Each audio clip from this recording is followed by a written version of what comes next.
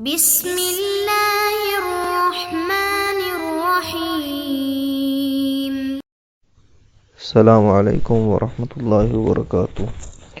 جی دوستو، امید ہے آپ خیر و عافیت سے ہوں گے۔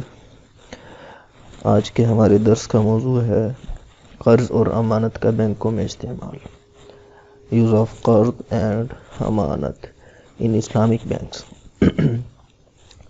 اس موضوع پہ گفتگو کرنے کی ضرورت کیا ہے؟ اس موضوع پہ اس وجہ سے گفتگو کرنا ضروری ہے کہ جو رقوم کا جمع کرنا ہے، بینک کا ایک کام لوگوں سے رقوم کا لینا ہے، لوگوں سے پیسوں کا لینا، ڈپازٹ ریزنگ جسے کہتے ہیں، اس کے لیے قرض اور امانت کا استعمال ہوتا ہے۔ یعنی لائبلٹی سائڈ جو بینک کی ہے، لوگوں سے پیسہ لینے والی سائڈ، اس میں قرض اور امانت کا استعمال ہوتا ہے۔ تو اس وجہ سے قرض اور امانت پہ بینکوں میں کیسے عمل ہو رہا ہے، تو اس وجہ سے ہم اس لیکچر میں آج اس بات پہ گفتگو کریں گے۔ تو قرض کی تعریف یہ ہے کہ ایسی مثلی چیز جو آپ کسی کو دیں تاکہ آپ اس کا تقاضا کر سکیں، یعنی آپ اسے کسی کو استعمال کے لیے دیتے ہیں، پھر آپ اس سے اس چیز کی واپسی کا مطالبہ کرتے ہیں، لیکن اس کے لیے ایک لفظ آ رہا ہے ایسی مثلی چیز۔ تو مثلی چیز کسے کہتے ہیں؟ مثلی چیز کی مثال ہم دیکھتے ہیں کہ مثلی چیز میں آٹا، گندم اور روپیہ پیسہ آتا ہے۔ اس مثال سے ہمیں واضح ہو رہا ہے کہ مثلی چیز کیا ہوتی ہے، یعنی جس کی اکائیاں آپس میں ایک جیسی ہوتی ہیں۔ آٹے کا ایک من جو ہے وہ دوسرے ایک من جیسا ہوگا، گندم کا ایک من دوسرے ایک من جیسا ہوگا، اسی طرح ایک روپیہ دوسرے ایک روپیہ جیسا ہوگا۔ ان کی اکائیوں میں کوئی ایسا خاص فرق نہیں ہوتا، اس وجہ سے ان کو مثلی کہا جاتا ہے، جبکہ ایک بھینس دوسری بھینس جیسی نہیں ہو سکتی، چاہے وہ آپس میں جتنی بھی مشابہت رکھتی ہوں، ان میں پھر بھی بڑی حد تک چیزیں مختلف ہوں گی۔ اس وجہ سے ان کو آپس میں مثلی نہیں کہا جا سکتا، بلکہ وہ قیمی ہوتی ہیں۔ تو قرض جو ہوتا ہے وہ مثلی چیز کا ہوتا ہے۔ اس کے بعد ہم دیکھتے ہیں کہ قرض اور دین میں کیا فرق ہے۔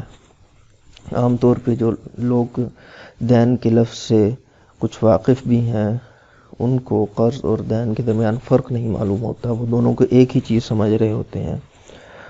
قرض کے لیے انگلش میں لفظ لون بولا جاتا ہے اور دین کے لیے انگلش میں ڈیٹ لفظ بولا جاتا ہے۔ دونوں کے لیے انگلش میں بھی لفظ الگ الگ ہیں، تو ان کے درمیان فرق کیا ہے؟ تو پہلا فرق یہ ہے کہ دین عام ہے اور قرض خاص، یعنی کہ ہر قرض جو ہے وہ دین ہے، لیکن ہر دین قرض نہیں ہے، بلکہ دین میں اور بھی چیزیں ہوتی ہیں جو دین بنتی ہیں لیکن وہ قرض نہیں ہوتی۔ دوسرا فرق یہ ہے کہ قرض کی اجل نہیں ہوتی، یعنی کہ قرض دینے والے نے اگر یہ کہا کہ یہ میں 1 مہینے بعد واپس لوں گا، تو اس کے لیے وہ 1 مہینہ قانوناً لازم نہیں، بلکہ وہ 1 مہینے سے پہلے بھی اس کی واپسی کا مطالبہ کر سکتا ہے۔ لیکن جو دین ہوتا ہے اس کے لیے جو اجل، جو وقت طے ہوا ہے، اس سے پہلے اس کا مطالبہ جو دائن ہے اس مطالبے کا حق نہیں رکھتا۔ تو اس وجہ سے دین کی اجل ہوتی ہے، قرض کی اجل نہیں ہوتی۔ تیسرا بڑا فرق یہ ہے کہ دین کسی بھی عقد کے نتیجے میں واجب ہو سکتا ہے، لیکن قرض جو ہے وہ صرف عقد قرض کے نتیجے میں لازم ہوتا ہے۔ مثال کے طور پر جو دین ہے وہ خریداری کے عقد کے نتیجے میں بھی لازم ہو سکتا ہے، اور کرایہ داری کے عقد کے نتیجے میں بھی لازم ہو سکتا ہے، یا اس طرح اور عقود ہیں ان کے نتیجے میں بھی دین لازم ہو سکتا ہے، لیکن قرض جو ہے وہ صرف عقد قرض ہی کے نتیجے میں لازم ہوتا ہے۔ اس کی مثال یہ ہے کہ زید نے عمر کو 100 روپے دیے جو عمر نے 1 ماہ بعد واپس کرنے ہیں۔ اب یہ جو 100 روپیہ ہے یہ قرض ہے، جبکہ دین کی مثال کیا ہے کہ زید نے علی کو 1 من گندم 2000 روپے کے عوض ادھار فروخت کی، جن کی ادائیگی علی نے 1 ماہ بعد کرنی ہے۔ تو اب یہ جو 2000 روپے ہیں جو علی نے ادا کرنے ہیں، یہ علی پر دین ہے، یہ قرض نہیں، یہ دین ہے۔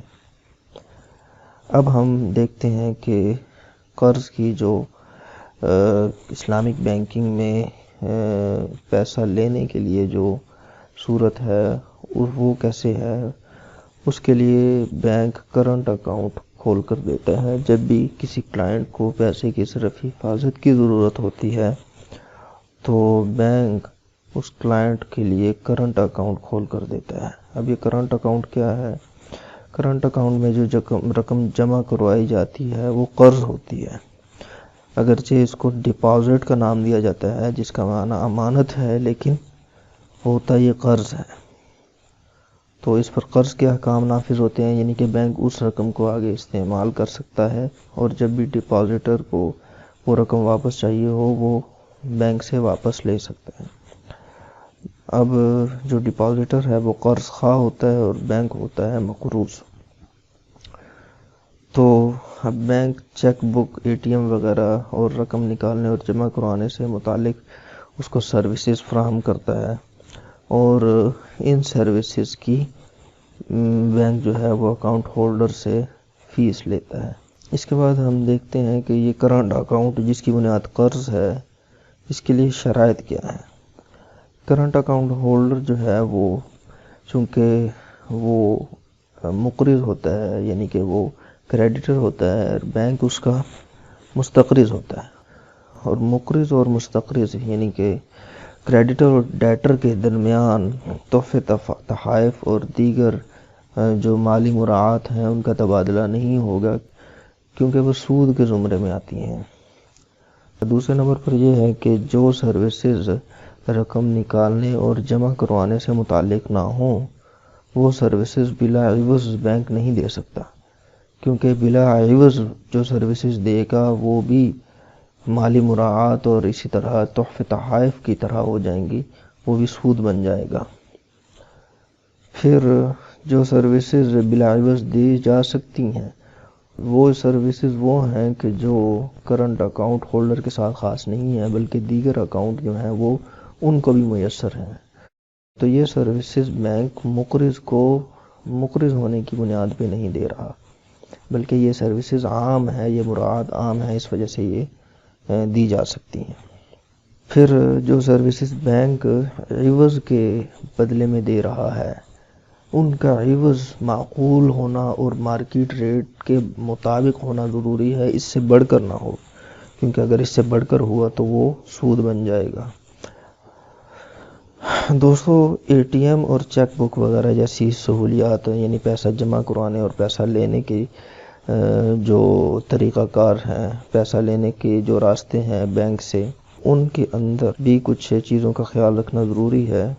ان کے اندر یہ کہ بینک ان سروسز کا عوض لیتا ہے، اس عوض کا قرض کے ساتھ کوئی تعلق نہیں ہوتا، یہ عوض بالکل الگ، جداگانہ اور انڈیپینڈنٹ ہوتا ہے، یعنی بینک اس کو ایک اپنی سروس فراہم کر رہا ہے، اس سروس کی وہ قیمت چارج کر رہا ہے۔ مستقرض اور مقرض ہونے کا جو ایک ان کے درمیان تعلق ہے اس کا اس سروس سے کوئی تعلق نہیں ہوتا، اور یہ جو عوض ہوتا ہے یہ معقول اور مارکیٹ ریٹ سے بڑھ کر نہیں ہوتا۔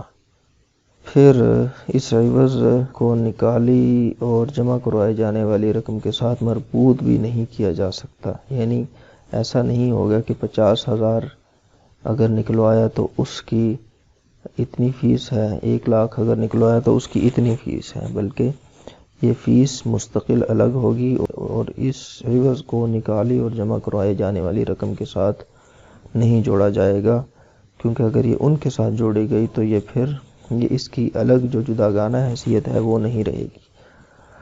تو دوستو، آج کے اس درس میں ہم نے قرض کی تعریف، قرض اور دین میں فرق، اور قرض کیسے کرنٹ اکاؤنٹ کے لیے استعمال ہو رہا ہے اور کرنٹ اکاؤنٹ کے لیے کیا شرائط ہیں، اور اے ٹی ایم اور چیک بک وغیرہ کے لیے کیا شرائط ہیں، ہم نے ان کا جائزہ لیا۔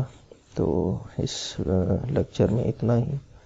آئندہ ہم مزید جو ڈپازٹ ریزنگ کے لیے طریقہ کار ہیں ان پر گفتگو کریں گے۔ تو اجازت دیجیے، السلام علیکم ورحمۃ اللہ وبرکاتہ۔